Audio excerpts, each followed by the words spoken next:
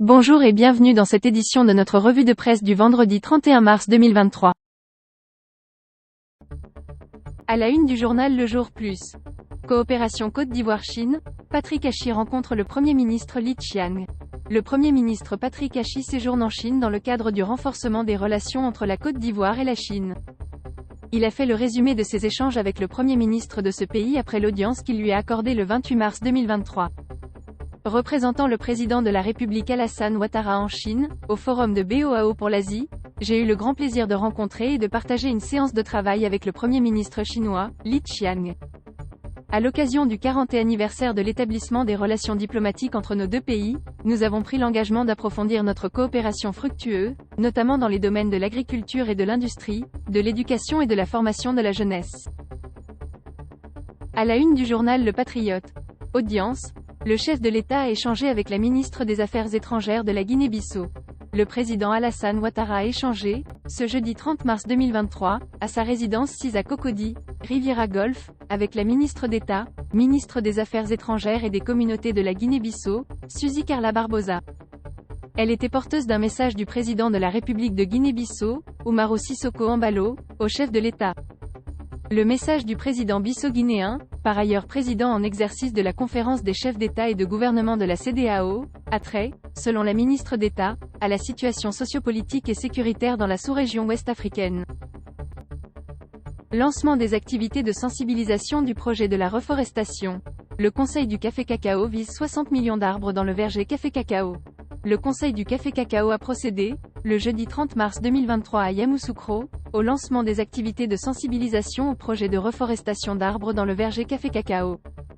L'objectif, selon le directeur général adjoint du Conseil café-cacao, Ngoran Kofi, est d'allier la cacao-culture à la foresterie, à travers la promotion de l'agroforesterie et le reboisement dans toute la zone de production. Il s'agit de faire en sorte que les plantations de cacao ne remplacent pas la forêt, mais s'associent à la forêt. Ce projet permettra à terme l'introduction de 60 millions d'arbres d'essence forestière dans la zone de promotion, a indiqué le directeur général adjoint du Conseil du café-cacao. Yamoussoukro, armée ivoirienne, 819 recrues présentées au drapeau à la garde républicaine. Après 3 mois de formation, 819 jeunes ivoiriens ont été présentés, hier, au drapeau au groupement numéro 2 de la garde républicaine de Yamoussoukro. La formation est le gage de tout succès, a rappelé le colonel Gbokokra Marius, commandant du groupement d'instruction numéro 3. De son côté, en présence du contre-amiral, le commandant de la garde républicaine, Dembélé Bassao, a souligné que ces nouveaux militaires sont au terme d'une formation épique débutée le 19 décembre 2022 au groupement 2 de la garde républicaine. À la une du journal L'Expression. Secteur minier, ce qui a changé sous Ouattara. Le secteur minier a connu des avancées notables ces dernières années. Le ministre des Mines, du Pétrole et de l'Énergie, Sangafova Coulibaly a exprimé ce satisfecit hier jeudi 30 mars 2023, lors de la cérémonie d'ouverture de la 2e édition du symposium Mines Côte d'Ivoire à Cocody. Une initiative du groupement professionnel des miniers de Côte d'Ivoire, GPMCI. Le ministre Sangafova Coulibaly en veut pour preuve les réformes opérées dans le secteur minier qui ont rendu le cadre législatif plus attrayant pour les investisseurs. Ainsi, la production d'or brut a presque quadruplé en 10 ans, passant de 13,2 T en 2012 à 48 T en 2022, a-t-il fait savoir. Cannes 2023, top départ samedi 13 janvier 2024 à Ebimpé. Les choses se confirment de plus en plus. La Confédération africaine de football, CAF, a donné avec précision les dates du coup d'envoi de la Cannes 2023 ainsi que celle du clap de fin. À travers un communiqué publié sur son site, l'instance africaine du ballon rond indique que le coup d'envoi de la Cannes 2023 sera donné le samedi 13 janvier 2024. C'est le stade Alassane Ouattara d'Ebimpé qui va abriter les premières notes de la grand-messe du football africain. Le clap de fin de la 34e édition de la Coupe d'Afrique des Nations est prévu pour le dimanche 11 février 2024. C'est à cette date que les lampions vont s'éteindre après 4 semaines de compétition. Des 24 sélections en compétition, sortira le vainqueur de cette Cannes dite de l'hospitalité. À la une du journal L'Inter. Coopération, forum de BOAO, le Premier ministre Patrick Hachi appelle à la solidarité entre les nations. À l'ouverture de la session plénière de la conférence annuelle du forum de BOAO, le jeudi 30 mars 2023, à BOAO, en Chine, le Premier ministre ivoirien, Patrick Hachi, qui y représentait le président de la République Alassane Ouattara, a appelé à la synergie d'action entre les nations, pour faire face aux défis croissants auxquels le monde est confronté. Face aux challenges économiques, géopolitiques, énergétiques, démographiques, climatiques ou sanitaires qui s'intensifient, la seule logique qui doit demeurer entre les nations, c'est en effet celle de l'entraide et de la coopération sincère et opiniâtre, a indiqué Patrick Hachi. Et d'ajouter que, dans ces défis communs, l'Afrique veut voir en l'Asie un partenaire stratégique, dont elle a beaucoup à apprendre. Célébration officielle de la GIF 2023. Dominique Ouattara offre des dons de près d'1 milliard de francs CFA aux femmes de Yopougon.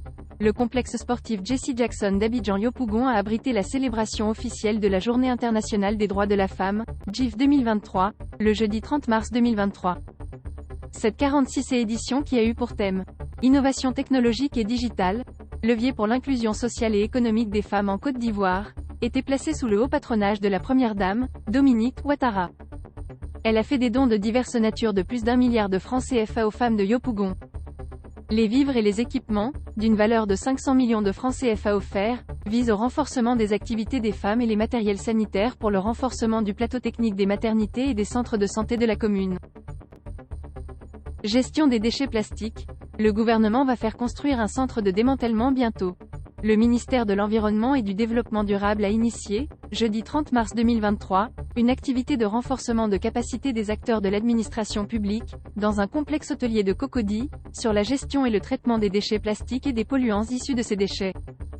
Parfait Quadio, directeur de cabinet du ministre Jean-Luc Assy, informait l'opinion de ce qu'il sera procédé très bientôt à la construction d'un centre pour le traitement rationnel de ces déchets. D'ailleurs, le gouvernement va construire un centre de démantèlement des véhicules en fin de vie. Tout cela pour que dans le cadre de l'économie circulaire, tous ces véhicules que nous voyons abandonnés, tous ces déchets d'équipements électroniques et électriques que nous voyons soient transportés et démantelés dans ce centre afin qu'ils soient également valorisés, a-t-il appris. À la une du journal Soir Info. Construction du barrage hydroélectrique de Singrobo-Awati, un taux de réalisation de 80% annoncé. Le taux de réalisation des travaux de construction du barrage hydroélectrique de Singrobo-Awati est de 80%.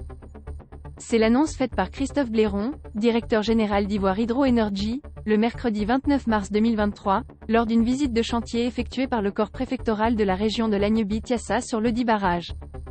Il a, en outre, ajouté que dans le courant du mois de juin prochain, l'équipe va aborder la déviation du bras droit de la rivière vers le bras gauche et pouvoir finaliser le trou au niveau de la rive droite.